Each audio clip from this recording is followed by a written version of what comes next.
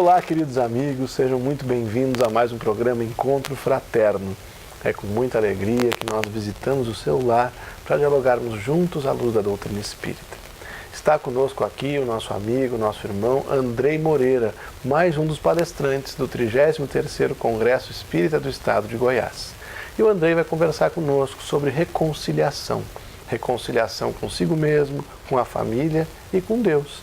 Ele que é médico, homeopata, terapeuta sistêmico, trabalhador espírita, está à nossa disposição. Seja muito bem-vindo, meu amigo. Muito obrigado, Gabriel. Uma alegria conversar com os ouvintes mais uma vez.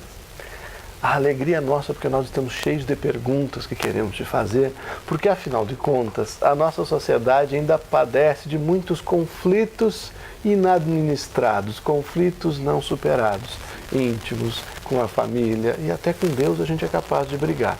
Por que nós ainda somos criaturas tão espinhosas, tão belicosas? Por que a gente briga tanto, André? Então, Gabriel, isso acontece porque predomina ainda em nós o primarismo.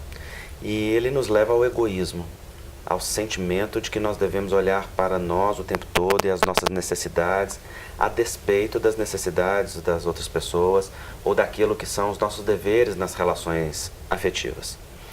Então, o egoísmo, ele nos leva a olhar as nossas projeções, o que nós precisamos. É o que está, por exemplo, na base do ressentimento. O ressentido é uma pessoa que guarda para si um sentimento de vitimismo diante de algo que foi vivido. Sim. E ele projeta continuamente sobre o outro a necessidade ou o dever de cuidar de si mesmo.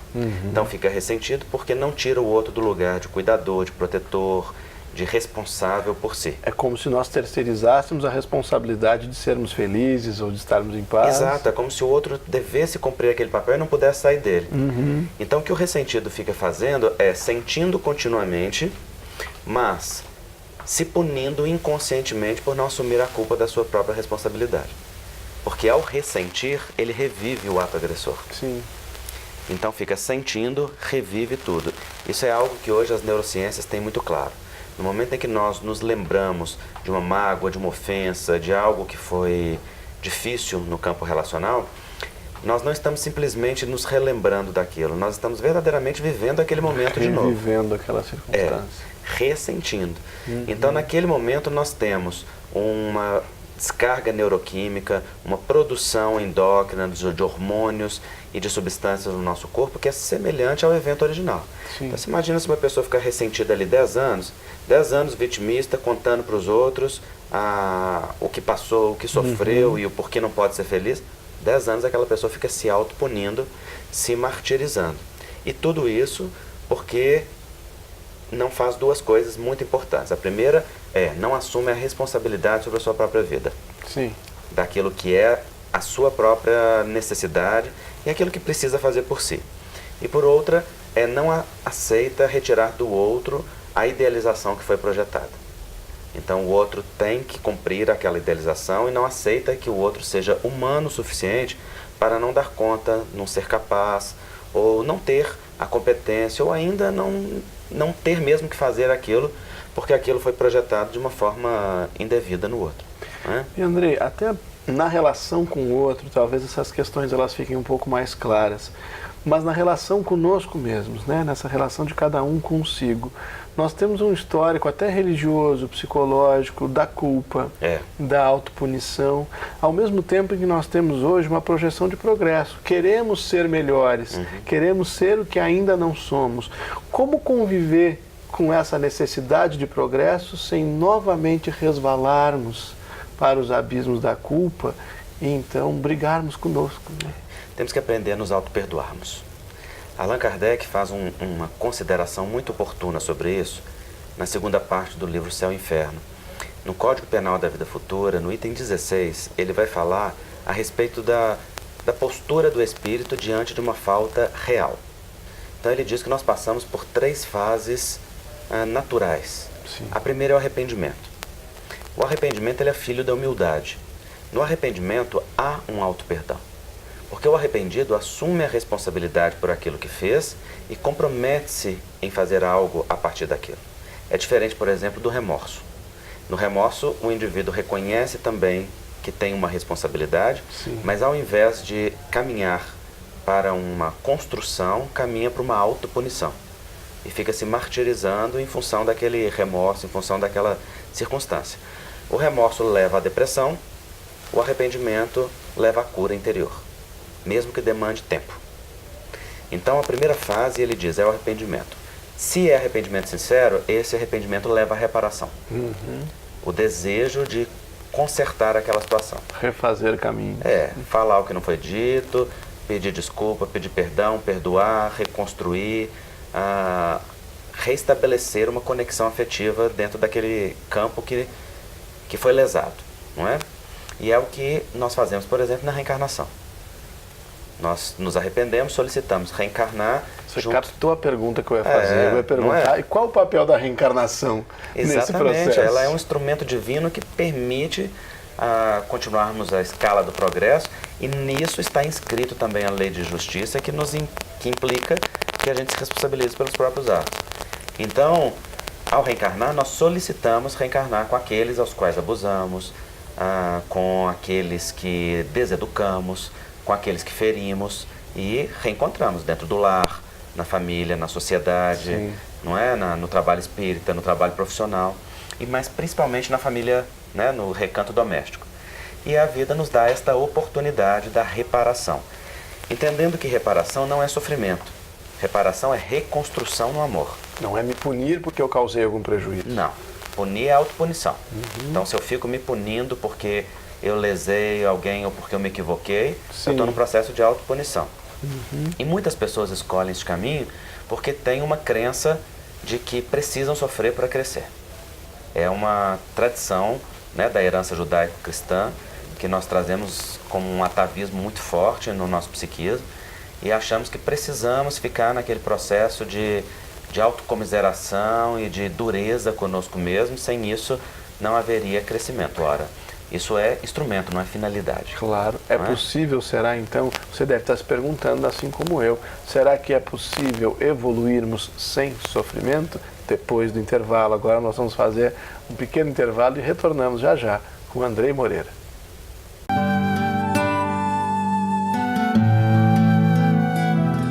Gente, eu tenho uma dica de leitura para vocês. Há 3 anos, o Congresso Espírita de Goiás faz um livro com o tema do Congresso. Esse ano é Desafios de Viver, com todos os palestrantes que estiveram aqui, o Andrei Moreira, a Cinta Vieira, a Eulália Bueno, o Gabriel Salum, o Haroldo Dutra, o Gé Andrade, o Marcos de Mário, o Marlon Riquidal, o Ricardo de Bernardi, o Rússio Tiago e eu. É um livro muito interessante porque você vai ver um resumo do pensamento de cada uma dessas pessoas sobre esses desafios. Porque é claro que cada um de nós vê com algum limite certos aspectos, mas quando nós juntamos tudo isso, nós temos de fato um verdadeiro calendário de possibilidades de perceber esses desafios da vida. Eu acho que seria interessante você pegar esse livro, ler o pensamento de cada um. Pode ser que em algum momento você ache que a gente está discordando. Seja bem-vindo. Isso é doutrina espírita, liberdade de pensar, tendo o Evangelho como a pauta que nos coloca numa coluna vertebral de bom senso. É cada um aqui, Haroldo é um juiz, eu sou um psicólogo, existem professores, então cada um vai, a partir de suas perspectivas, do seu universo, dos seus referenciais, refletir também pensando sobre a sua própria vida, seus próprios desafios e seu próprio contexto. Lembrando sempre, isso não é uma receita de bolo. Cada um de nós constrói a nossa vida e cada um de nós supera os nossos desafios. Mas não há como negar que quando eu vejo a forma como as outras pessoas lidaram com isso, tiveram oportunidade de viver essa experiência, mesmo que não sirva como uma receita a ser seguida, no mínimo, sem dúvida, vai me inspirar a vencer os meus desafios.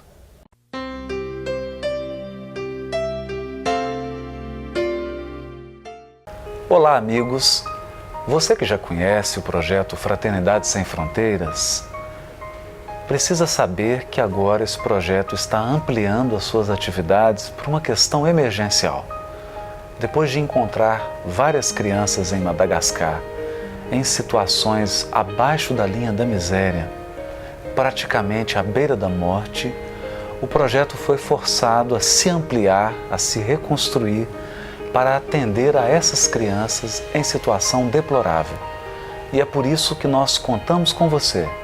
divulgue o projeto. Se você ainda não fez a sua adesão, abrace essa ideia para que a gente possa, à semelhança do óbolo da viúva, com tão pouco, ajudar tanto crianças que precisam do nosso acolhimento, do nosso apoio, da nossa contribuição para sobreviverem. É assim, contamos com você.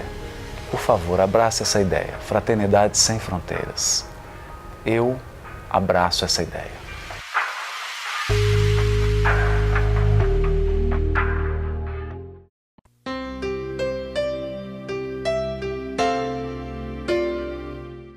Estamos de volta com o Encontro Fraterno e estamos descobrindo, com o auxílio do nosso querido Andrei Moreira, se é preciso sofrermos para que haja progresso. A doutrina espírita, inclusive, nos diz que não é preciso que o espírito passe pela fieira do mal, não nos coloca o equívoco como uma imposição. E o sofrimento será uma imposição?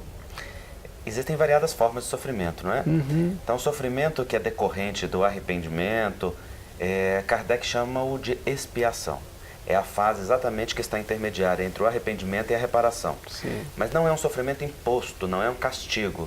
É um drama, uma dor consciencial, enquanto nós não estamos ainda em paz conosco mesmo. Afinal de contas, o espírito só fica em paz diante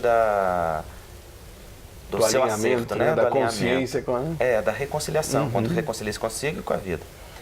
Então, quando o espírito caminha para a reparação, ele suporta, ainda que por um determinado tempo mais ou menos longo, a depender do tamanho do efeito dos atos, um sofrimento decorrente disso. E é por isso que nós tantas vezes suportamos as lutas em família, as dificuldades relacionais, ou até mesmo a nossa própria dor de não nos autoaceitarmos como somos, ou com as nossas características sombrias, ou dificuldades que ainda trazemos não amadas em nós. Mas aquele sofrimento que é buscado, aquele sofrimento que as pessoas às vezes veem como um propósito, ou que escolhem fazer por si quando já têm a oportunidade de fazer diferente, esse é um sofrimento que nós diríamos quase inútil. Não é inútil porque em toda opção de vida sempre podemos tirar algo de progresso ao final dela. Mas acaba lentificando, Mas deixando... é desnecessário, Pois é. não é? Porque nós poderíamos crescer por outros caminhos mais leves e mais saudáveis que estivessem em sintonia com a lei divina dentro do caminho do bem. E Andrei, nós estávamos falando de reencarnação. Você falou do papel da reencarnação nesse processo de reconciliação consigo mesmo, com a família, enfim. Mas muitas vezes nós nos queixamos, eu reencarno e não lembro do que fiz. Eu reencarno e não lembro das pessoas com quem eu convivi. Graças a Deus. Pois então, esse véu de esquecimento que caracteriza o momento reencarnatório, ele auxilia ou ele atrapalha as reconciliações? Ele é uma bênção, porque nós não toleraríamos o peso do nosso arrependimento ou da dor consciencial se estivesse tudo muito claro.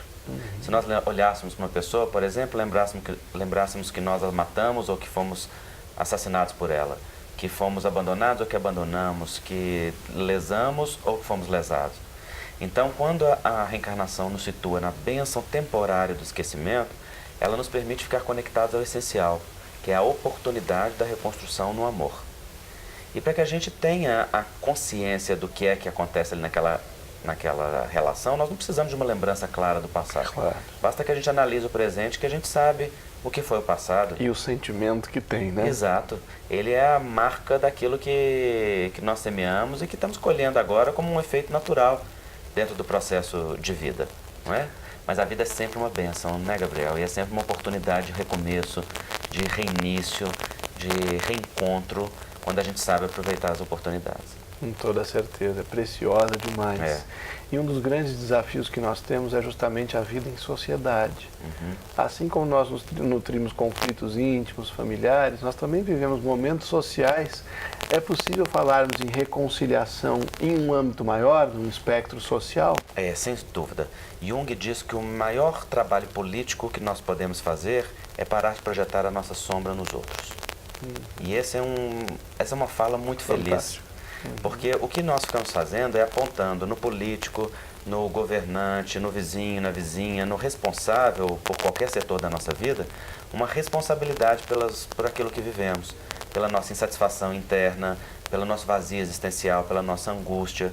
E projetamos isso no drama social, que na verdade nada mais é do que um reflexo do drama pessoal dos habitantes que fazem parte daquela comunidade. Então, na medida em que nós passamos a lidar melhor conosco mesmo, na reconciliação, que nada mais é do que o alto amor e um reencontro com a amorosidade consigo, então passamos também a ser naturalmente mais amorosos com a nossa sociedade, a tolerar mais o defeito alheio, Sim. a ter mais paciência com a dor ou com a limitação do outro, a sermos sensíveis e compassivos com aquilo que sofre o nosso próximo, a estender uma mão amiga, fraterna, ao invés de acessar a nossa agressividade primária e instintual.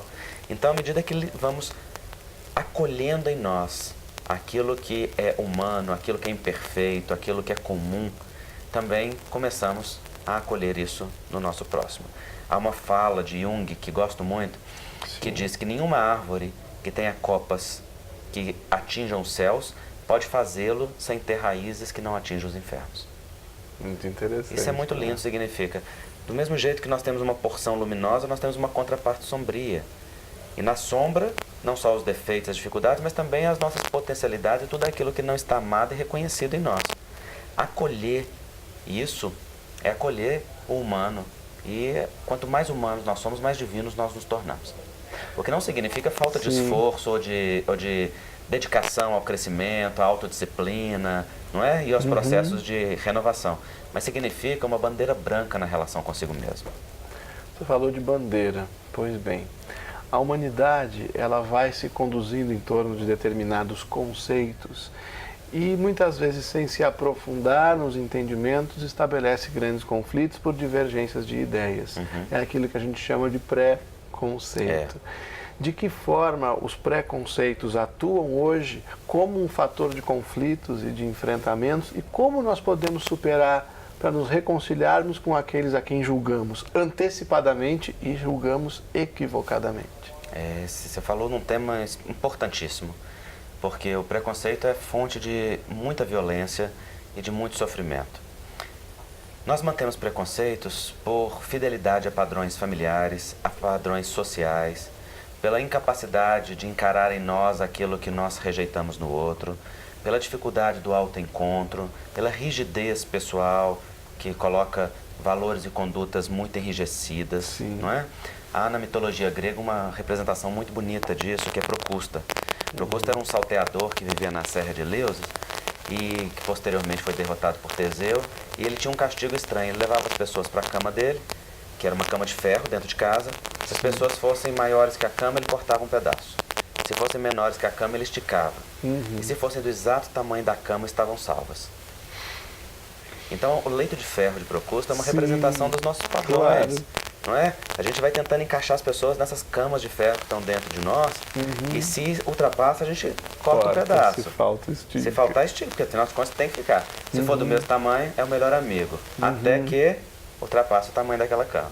Não é? Um pouquinho curto. Muito interessante. Então, para vencer preconceitos, nós precisamos lidar com os conceitos, conhecer as ideias, pensar sobre as nossas crenças, o que pensamos e o que sentimos diante de uma determinada circunstância. E, sobretudo, estabelecer uma relação mais amorosa conosco e com o outro. Nós permitimos que o outro seja diferente, seja si mesmo e seja respeitado, na medida que também nós respeitamos a cada um de nós.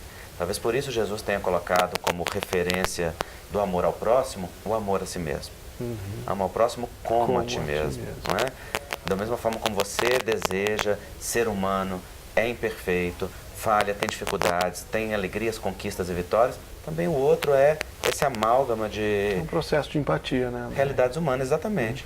Não é se colocar no lugar do outro, mas não se colocar no lugar do outro como você mesmo, mas colocar no lugar do outro como o outro. Porque o outro pode viver uma coisa completamente diferente daquilo que eu vivo, e se eu me coloco no lugar do outro, se eu penso, como seria eu se eu tivesse essa história, essa família, essa trajetória? Eu fico pensando muito isso em relação aos meninos de rua e às situações. É fácil, é rápido julgar. A gente olha, já vem uma crítica, não é? Usa droga, bebe demais, não trabalha. Poxa, se fosse eu que tivesse nascido lá na favela, se fosse eu que tivesse acesso à educação, se Se fosse eu que tivesse passado por isso. Não para justificar como se aquilo ali fosse um destino que não pudesse ser mudado, mas nos leva a compreender e nos leva a empaticamente nos colocarmos no lugar do outro como o outro. Porque se eu me coloco no lugar do outro, com a minha história de vida, com a minha educação, com a minha família, na verdade eu não estou vendo o outro, eu estou vendo a mim mesmo projetado no outro, né? Claro, conectando com o que você dizia ao início da entrevista, falando do egoísmo, né? Talvez seja o próprio egoísmo que nos impeça de prestar atenção e conseguir entender a vida do outro. Não saia daí, nós vamos fazer mais um comercial e agora nós falamos o seguinte: reconciliação consigo mesmo, reconciliação com o outro. E o Andrei vai nos falar no terceiro bloco do nosso programa, depois do intervalo, da reconciliação com Deus. Até daqui a pouco.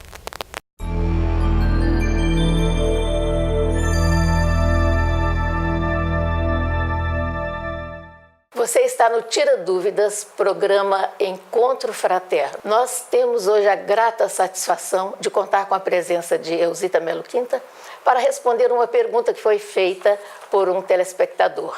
A pergunta é a seguinte: algumas religiões usam com frequência o termo alma, e no kardecismo a palavra mais usada é espírito.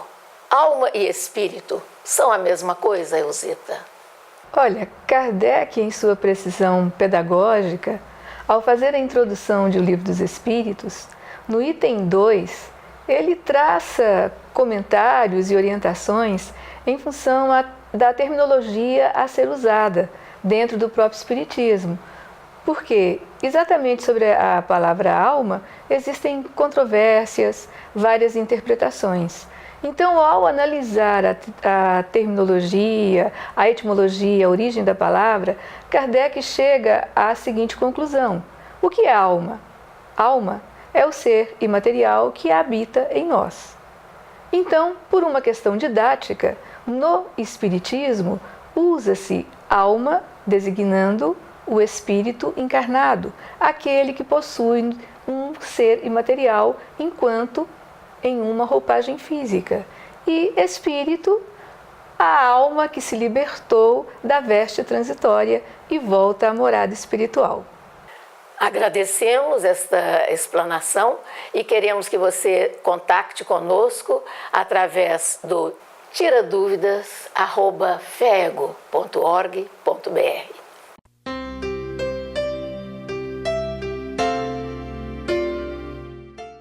Queridos amigos e amigas telespectadores, no próximo carnaval, 10 a 13 de fevereiro, estaremos em Goiânia, porque estaremos realizando o 34º Congresso Espírita de Goiás. Nessa oportunidade valiosa, estaremos estudando 150 anos da obra básica de Allan Kardec, a Gênese. Nessa obra científica, em que o Evangelho também é desvendado, nós encontraremos as respostas básicas para uma vida feliz. E o Congresso, que desde agora se está organizando, irá trabalhar exatamente essa necessidade da transformação do indivíduo com a saúde moral e mental, a saúde física e emocional para uma sociedade realmente feliz. Pense, desde agora, inscreva-se. Já estão abertas as inscrições. Procure o site da Federação Espírita de Goiás e assegure-se do seu momento, porque de 10 a 13 de fevereiro estaremos aqui novamente repetindo esta experiência que será inolvidável.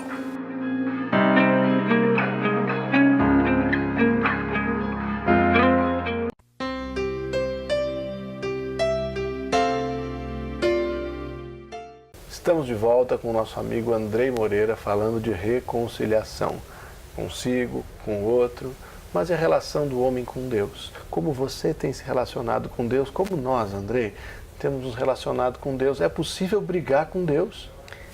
É possível tentar brigar, não é possível conseguir.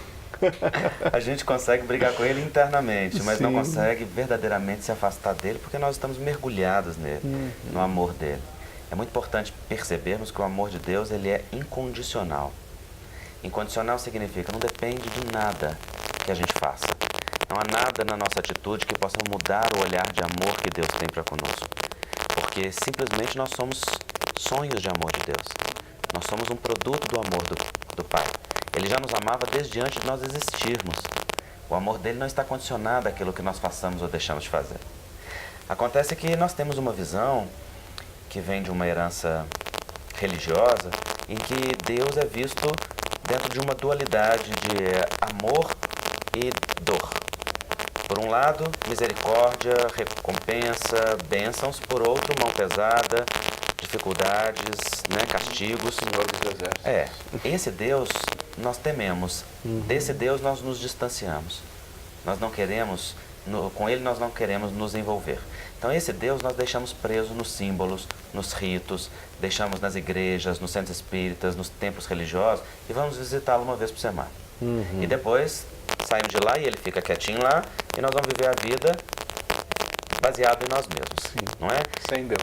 Nós costumamos dizer no movimento médico espírita que isto é uma esquizofrenia religiosa. Porque a esquizofrenia é uma doença que tem um pé na realidade e outro nos delírios e na alucinação. Quando nós achamos que nós realmente podemos viver apartados de Deus, ou que Deus é uma realidade da qual nós não fazemos parte e com a qual nós não conectamos e que pode ficar preso nos símbolos religiosos, então isso é uma ilusão completa, não é? A doutrina espírita nos ensina que nós somos criaturas divinas, criadas no amor, para o amor. O problema é aquilo que nos desconecta, que além de ser as crenças negativas a respeito de Deus, são os nossos comportamentos rebeldes. A rebeldia é o movimento fundamental da desconexão. E é o que nos adoece, porque na rebeldia nós queremos ser lei no lugar da lei. Na rebeldia nós queremos substituir Deus. Queremos que a vida seja a nossa imagem e semelhança. Queremos que os princípios daquilo que desejamos sejam representação do que necessitamos. Mas o que necessitamos está longe de ser aquilo que nós desejamos muito frequentemente, porque desejamos frequentemente aquilo que nos aliena, aquilo que nos distrai, enquanto aquilo que precisamos é aquilo que nos eleva, que nos enriquece, que vem pelos comportamentos ou atitudes educativas. Sempre aquela distinção de vontade e necessidade, né? E Andrei, ao longo da história da humanidade, nós temos visto Deus de uma forma diferente, até pela maturidade, pela forma com que as revelações foram se implementando. Então tínhamos um Deus cuja característica essencial era a justiça. Jeová Jiré dos Exércitos. Depois conhecemos um Deus chamado de Pai, quando Jesus vem nos trazer os seus ensinamentos. E temos hoje Deus agregando tudo isso, mas a figura trazida pela doutrina espírita, o entendimento como causa primeira de todas as coisas e com todos esses atributos. Um Deus mais racional, mas que não deixa de ser amoroso. E a grande pergunta agora, nós estamos indo para o final do nosso programa, para aqueles de nós que nos decepcionamos, que entendemos que Deus não nos atendeu, que estamos passando por dores atrozes e nos perguntando, será que Deus vê o que acontece comigo? Como eu posso fortalecer essa aliança? Deus e eu. Nós devemos ouvir a mensagem do Cristo, que nos convidou a estabelecer com o Pai uma intimidade amorosa. Jesus disse, mas tu quando orares, entra para o teu quarto e fechando a tua porta, fala em secreto e o teu Pai em oculto te responderá. Ele mostra que é uma intimidade, é realmente algo que acontece dentro de nós. Então, eu gostaria de dizer aos telespectadores, aqueles que nos acompanham, que não há possibilidade de nenhum ser humano não ser amado por Deus.